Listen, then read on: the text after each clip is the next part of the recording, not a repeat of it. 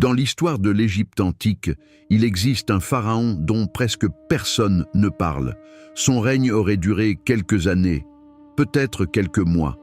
Son nom apparaît, puis disparaît brutalement, comme s'il n'avait jamais existé. Certains pensent qu'il était le successeur d'Akhénaton, d'autres pensent qu'il était une reine déguisée, et certains affirment qu'il pourrait être la clé du plus grand mystère de la vallée des rois. Son nom, Smenkhkarê, le pharaon fantôme. Nous sommes à la fin du règne d'Akhénaton. L'Égypte est en pleine révolution religieuse. Les dieux traditionnels sont interdits. Aton règne seul. Puis soudain, un nouveau nom apparaît dans les inscriptions, Ankheperure Smenkhkarê. Un co-régent, un successeur, un roi imposé par les prêtres.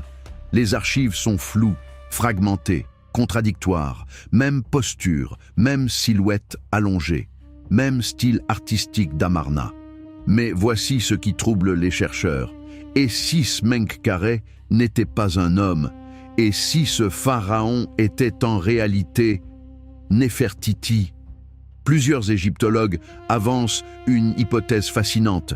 Après la mort d'Akhénaton, Néfertiti aurait pris le pouvoir sous un nouveau nom royal, Smenkhkarê. Dans l'Égypte antique, une femme pouvait devenir pharaon, mais devait adopter une identité masculine, comme Hatshepsut avant elle. Alors, Smenkhkarê était-il une façade politique? Et puis, plus rien. Son nom disparaît des monuments.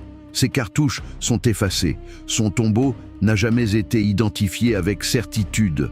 Aucune momie confirmée, aucun trésor, aucune certitude, comme s'il avait été volontairement supprimé de l'histoire. Mais pourquoi?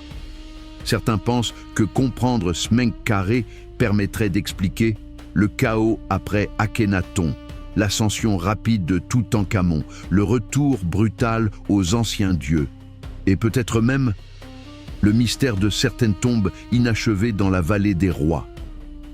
Et si le pharaon fantôme reposait déjà dans une tombe que nous connaissons, sous un autre nom? L'histoire officielle parle des grands rois, des conquérants, des bâtisseurs.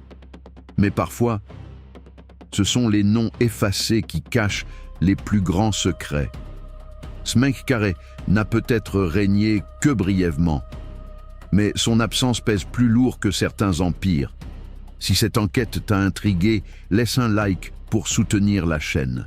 Abonne-toi pour découvrir d'autres pharaons oubliés et mystères de l'Égypte antique.